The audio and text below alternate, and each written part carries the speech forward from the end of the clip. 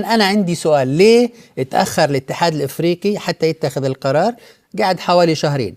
بتعتقد أنه هذا التأخير أضعف مصداقية القرار، خلى القرار يبين أنه في نوع من اللغط جوا بيحصل؟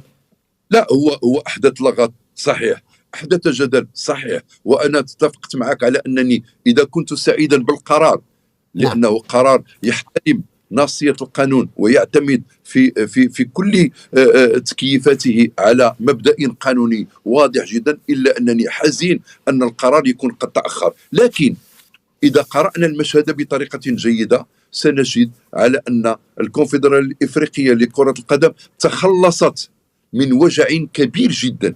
جميل. سؤالي، أنت كمغربي كابتن، أنت كمغربي نعم. مطمئن؟ اليوم الحكومة السنغالية أعلنت أنه هي حتصعد الموضوع وتروح للفيفا ولا محكمة كاس. إذا اشتكوا لمحكمة كاس، نعم. هل أنت كمغربي ضامن ومطمئن أنه قرار محكمة كاس لا يتعارض مع قرار الاتحاد الإفريقي لكرة القدم؟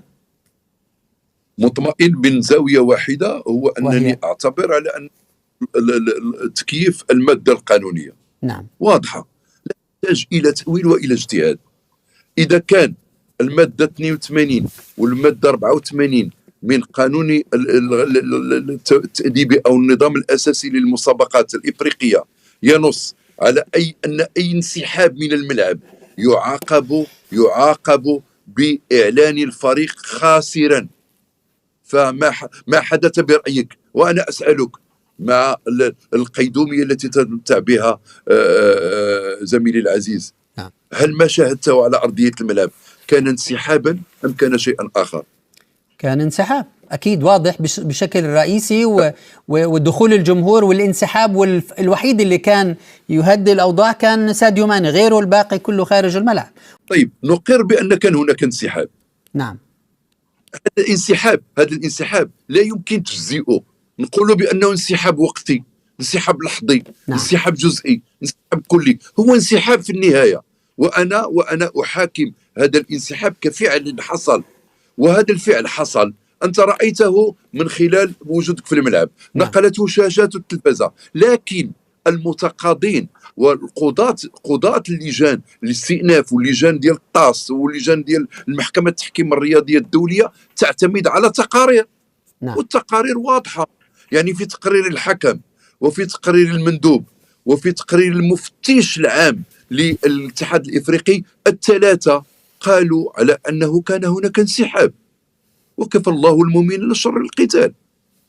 الانسحاب انسحاب طبعا. ما يمكنش نعطيه شي صيغه اخرى غير هذه الصيغه هذه. فبالتالي القانون واضح يقول على ان كل منتخب او فريق منسحب من مباراه لكره القدم تحت مسؤوليه الاتحاد الافريقي، انديه كانت ام منتخبات، مسابقه قاريه على مستوى النوادي او المنتخبات، كل انسحاب جميل. يعاقب بخسران الفريق للمباراة. كابتن بدر، اليوم احنا قدام سابقة خطيرة، ممكن هاي راح تفتح باب لإعادة نتائج بطولات أخرى. كيف راح ينعكس القرار على العلاقات بين الجماهير الإفريقي والاتحاد الإفريقي؟ الموضوع صار كأنه الاتحاد الإفريقي الآن صار في ورطة. شو الحلول؟ لا أعتقد كان لابد وكم من داء عالجناه بدوائه. كان لابد للاتحاد الافريقي لكرة القدم ان يخرج من هذه الحالة التي كان اسيرا لها لمدة سنوات طويلة. نعم. وهو انه كان اتحادا لا يطبق القانون على نفسه وعلى مسابقته وعلى من هم أوصياء تحت وصايته أو موجودون تحت وصايته، أندية، منتخبات، لاعبين، مدربين. طيب. أنا الأوان لكي تقف الكونفدرالية الإفريقية لكرة القدم وتعمل مبدأ الحكامة في تطبيق القانون. اليوم من يريد أن يعترض على القرار يعطيني القراءة الأخرى للقانون التي تقول على أن ما حدث مع المنتخب السنغالي لم يكن انسحابا، وأنا مستعد لأقبل بأي طرح آخر ونقول على أنه القرار لجنة الاستئناف لم يكن قرارا موضوعيا. وخبرتك طويلة، ما هو رد فعلك الشخصي لو قرر الكاس أو محكمة كاس أنه السنغال هي الأحق باللقب؟ محكمة كاس ومحكمة طاس هي أعلى مجال للتقاضي. نعم. إن أصدرت هذا القرار سأقبل به، لكن يجب أن أقتنع بالتعليلات. أنا يعني أي قرار غير معلل أنا بالنسبة لي قرار لا يلزمني، فبالتالي إن أصدرت، وهذا عادة الكاس أو الطاس عندما تصدر قرارات تصدرها مرفوقة بتعليلات. أنت تعرف جيدا على أن الطاس كانت طعنت في قرار المتعلق بنهائي كاس إفريقيا للأندية أو عاصمة دوري أبطال إفريقيا ما بين الوداد وما بين الترجي. أصدرت الكاس قرارها أو الطاس قرارها وقبلنا به وانتهى الأمر. فبالتالي يجب أن ننتظر ماذا ستؤول الأمور عليه على مستوى محكمة التحكيم الرياضي الدولية. أنا عندي نقطة ما قادر أغير رأيي فيها. أنا كنت موجود بالملعب ومع الجمهور. الهدف السنغالي ألغي بعد ما المدافع المغربي طبيعي يلغى. ركلة الجزاء، تنفيذ ركلة الجزاء من إبراهيم دياز بهذه السهولة بين يدي اللاعب.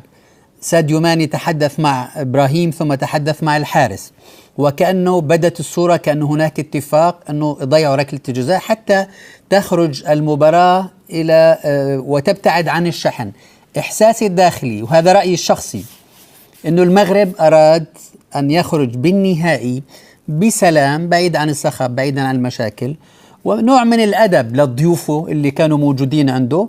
أنه جاء قرار، وهذا إحساسي الشخصي، جاء قرار من المنصة اللي موجود فيها أنفانتينو، موجود فيها الأمراء اللي كانوا بيتابعوا المباراة، أنه يضيع إبراهيم دياز ركلة الجزاء حتى يتم اللجوء أو اللعب وقت إضافي ويكون هناك فرصة متعادلة للفريقين. هل هذا الطرح منطقي برأيك أم غير منطقي؟ والله إذا قلت منطقي لابد أنني أستدل عليه. نعم. والواقعة تحتاج إلى دليل إثبات. نعم. يمكن دليل الإثبات يكون أساسا عند اللاعب نفسه. نعم. عند إبراهيم دياز. نعم. هو مخول أن يقول لنا هل أبلغ بوصية لإهدار ضربة الجزاء. نعم. أو أنه اتفق مع حارس مرمى المنتخب السنغالي على سيسددها بذات الطريقة التي سددها بها عن طريق بانينكا. نعم. بتلك الصورة ويهدر ضربة الجزاء. لكن كابتن هو لا يبدو قرار إبراهيم، هذا القرار مش من إبراهيم. والمؤشر اللي عندنا إنه إبراهيم ما زعل إنه ضيع ركلة جزاء بآخر 3 دقائق، ولا الحارس فرح لأنه صد ركلة الجزاء، ولا لعيبة الفريقين كان عندهم أي رد فعل. يعني في كل المعطيات تشير أنه في شيء غلط، إحنا مش واصلنا. فلذلك من هون التساؤل يطرح أنه أجا قرار أنه لا، ما ضيع ركلة الجزاء وخذوا فرصة للفريقين تكملوا المباراة. والدليل الآخر أنه منتخب السنغال بالإضافة يا كابتن كانوا يلعبوا كرة قدم وتايكواندو وكاراتيه، كانوا يلعبوا بعنف شديد مع المنتخب المغربي. المنتخب المغربي كان يلعب بغياب بالروح، أو ما كان نفس القتال اللي كان موجود عليه بالوقت الأصلي الشوط الأول والثاني. شوف حتى نكون متفقين. نعم. لاعب الفريق المنتخب المغربي تأثروا أولا. نعم. من إضاعة ضربة الجزاء. نعم. هذا أول شيء.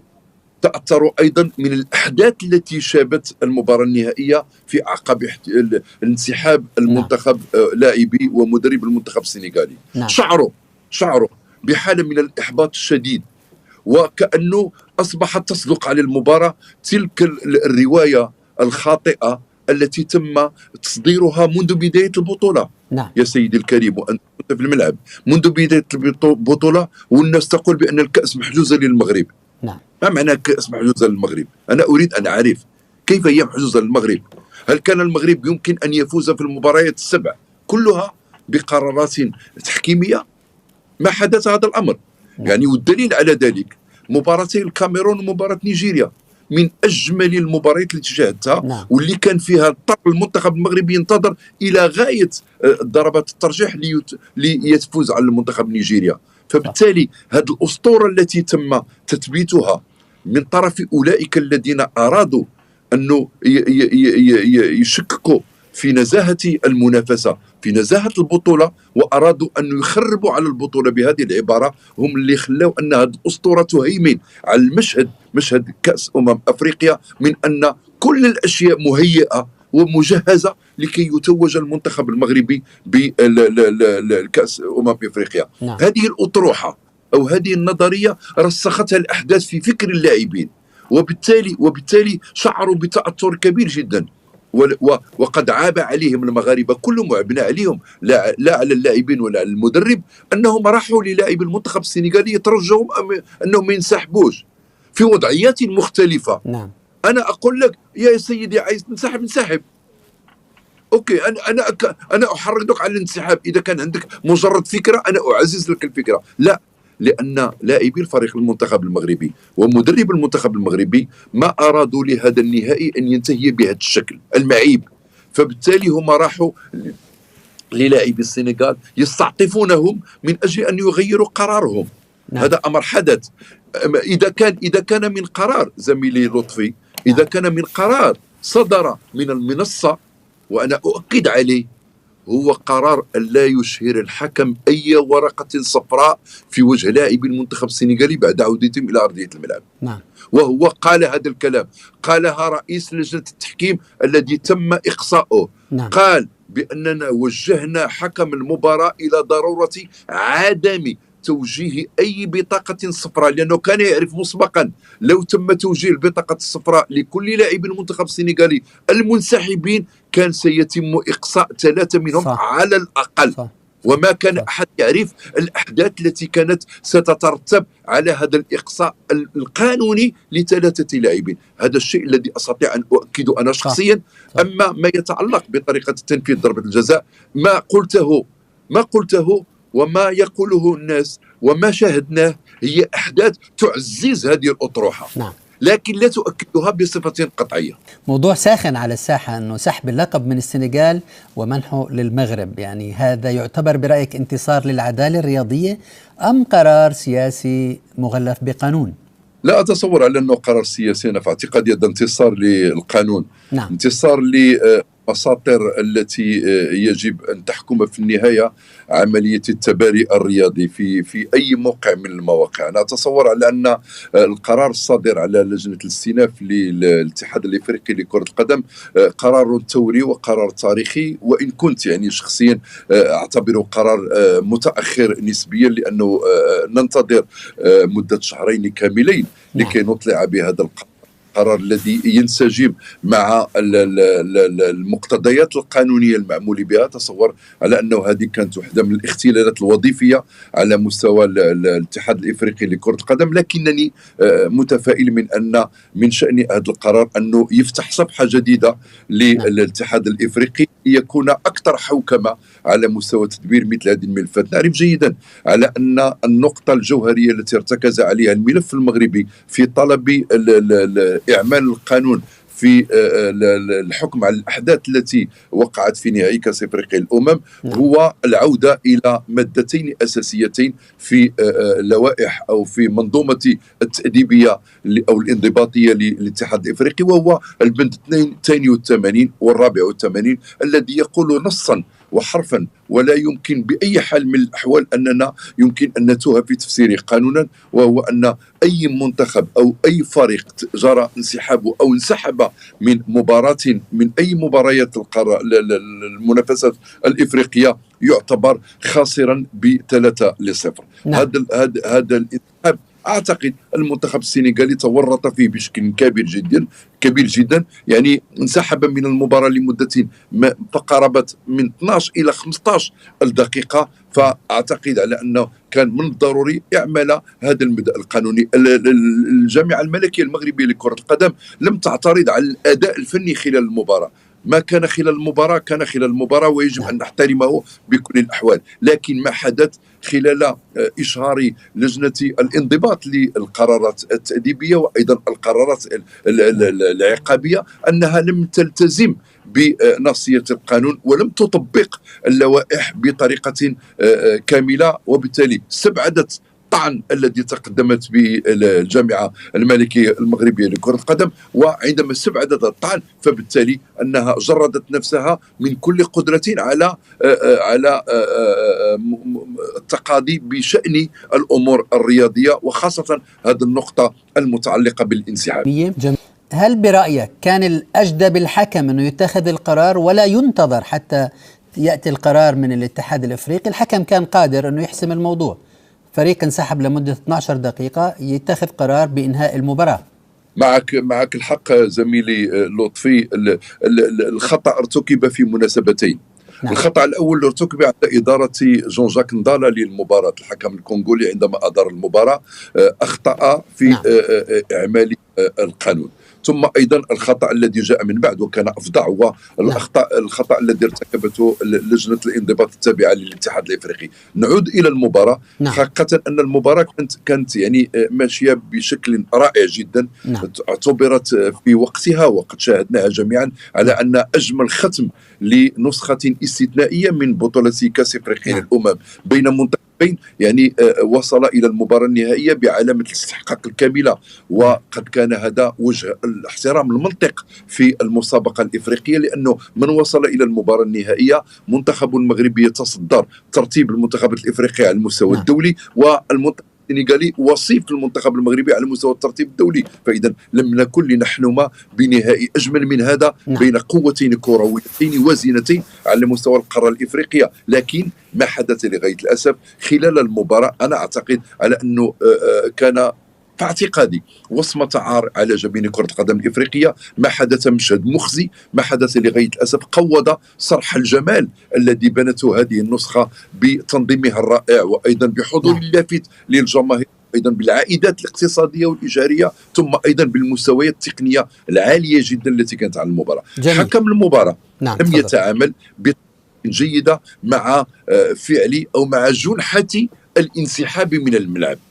يعني هناك من يتحدث اليوم على أنه كان انسحاب جزئي أو انسحاب كلي أو انسحاب وقتي، بعد ذلك عاد المنتخب السنغالي إلى أرضية الملعب. أنا أعتقد أنه في القانون لا يمكن أن نجزئ الانسحاب إلى أجزاء. الانسحاب هو انسحاب، انسحبت من أرضية الملعب لمدة ناهزت 10 12 15 دقيقة، غادر اللاعبون أرضية الملعب بدون إشارة من الحكم، فإذا هم خارجون عن القانون. أنا أقول لك شيء زميلي العزيز، وهو أن حكم المباراة إن تجاوز في عملية القبول بعودة لاعبي المنتخب السنغالي، لأنه كان بالضرورة بعد 5 6 7 دقائق يعلن على نهاية المباراة. نعم. مع إصرار لاعبي المنتخب السنغالي التحقهم بمستودعات الملابس بتحريض من مدربهم باب تياو. لكن إن تجاوزنا هذه الحالة، تجاوزناها وهي حالة غير قانونية. نأتي إلى الحالة الأخرى الأفظع، وهو أن مع عودة لاعبي المنتخب السنغالي وإشهار الحكم كان يجب أن يكون للورقة الصفراء في وجه كل اللاعبين الذين غادروا أرضية الملعب بدون إذنه. نعرف جيدا على أنه أي لاعب غادر أرضية الملعب لأي سبب من الأسباب، أوكي، ولما يعود الملعب بدون إشارة من الحكم، عندما ينتبه الحكم إلى وجوده يوجه له الإنذار ورقة صفراء. إذن كان يجب على حكم نضالا أن ينذر كل لاعبي المنتخب السنغالي الذين غادروا أرضية الملعب ثم عادوا. في هذه الحالة كان هناك 3 لاعبين سنغاليين حصلوا على إنذار من قبل، وبالتالي كان يستوجب توجيه الإنذار الثاني طردهم، وكان المنتخب السنغالي سيكمل المباراة ب8 لاعبين. إذن من يتحدث اليوم على أن المنتخب السنغالي استحق اللقب أو استحق التتويج باللقب على أرضية الملعب هو خاطئ. المنتخب السنغالي توج باللقب بطريقة غير قانونية، لأنه لم يعمل القانون أولا في فعل الانسحاب أو في جنحة الانسحاب، ثم أيضا إن تجاوزنا جنحة الانسحاب أنه كان من الضروري أن ينذر اللاعبون برمتهم الذين غادروا أرضية الملعب. وبالتالي بالله عليك كيف كان ممكن للمنتخب السنغالي أن يفوز بمباراة كهذه في الأشواط الإضافية وهو يلعب منقوصا من 3 لاعبين؟ نعم. طب شكل التكريم أو التتويج عودة الكأس كيف سيكون؟ هل سيكون هناك ضمن حدث أو مباراة أو حفل خاص؟ كيف راح يكون؟ أنا أتصور على أنه الجامعة الملكية المغربية لكرة القدم وحتى الكونفدرالية الإفريقية ستنتظر نطق الحكم من طرف الكاس. وأنا باش نأكد لك على ان الكاس ستتخذ او ستاخذ الملف بشكل استعجالي، يعني لا يجوز ان تتاخر فيه كثير، فبالتالي كم غتكون تقريبا ننتظر حاسمه. كابتن؟ كم راح ننتظر؟ انا اتصور يعني الامر لا يمكن ان يزيد على شهرين. شهرين بيكون لان القرار. ها بده شهرين، نعم. يعني بعد شهرين إذا كان إن شاء الله، نتمنى طبعا دائما الخير للمنتخبات العربية وللمغرب، إذا صدر قرار الكاس أنه المغرب هي البطلة، هل سيتم إقامة حفل خاص أو تتويج خاص أو إقامة مباراة خاصة؟ لا اتصور على انه مراسيم الاحتفال بالبطل هي تبقى للتاريخ. نعم. فلما تمنح لقب تنزع تجرد المنتخب السنغالي من لقبه وتمنح اللقب للمنتخب المغربي، لازم ان تعمل له احتفاليه، لازم ان يحضر رئيس الاتحاد الافريقي باتريس موتسيبي ويسلم الكاس رسميا مع الميداليات للاعبين المتوجين، ويكون هذا للتاريخ، لانه نحتاج الى صوره للتاريخ تثبت على ان من كان بطلا لهذه النسخه بالفعل هو المنتخب المغربي. جميل. السلام عليكم ورحمة الله تعالى وبركاته. مرحبا بكم في قناتي وقناتكم توفيق سبور. إذا كنتو مرة كتشاهدوا القناة ما تنساش تشترك معنا القناة وتفعل الجرس باش يوصلكم ديما الجديد. كما شفتوا عندنا فيديو اليوم التعليق الإعلامي القدير بدر الدين الإدريسي مع الإعلامي العربي كيناقشوا قرار الاتحاد الإفريقي أو لجنة الاستئناف الاتحاد الافريقي كرة القدم بعد ما جردت المنتخب السنغالي من لقب كاس افريقيا ومنحته المنتخب المغربي بسبب الاحداث اللي كانت في المقابله واللي اثرت بزاف على المنتخب السنغالي بانه خرج من الميدان. يعني طبقت عليه الماده 82 84 يعني قوانين ديال مغادره الميدان. كاي فريق كيغادر الميدان بدون العلم حكم او بدون استشاره الحكم كيتعد منهزم. يعني بزاف المسائل. ايضا طرقوا ضربه جزاء ابراهيم دياز هل كانت بحكم الواقع اللي وصلنا له دابا كيقولوا بان ضربه جزاء كان يعني مكلف باش يضيعها، يعني ما كانش داكشي يعني كما هو كما كنقولوا حنايا الحظ اللي ما عاتبوش، ولكن كان هناك اتفاق بتضييع الجزاء. خلاصه القول كتب الفيديو كون عجبكم ولا عجبكمش نتمنى ارائكم في لي كومونتير، ولا كان ممكن كالعاده دعمونا بلايك واشتراك وشكرا، والى اللقاء فيديو قادم ان شاء الله.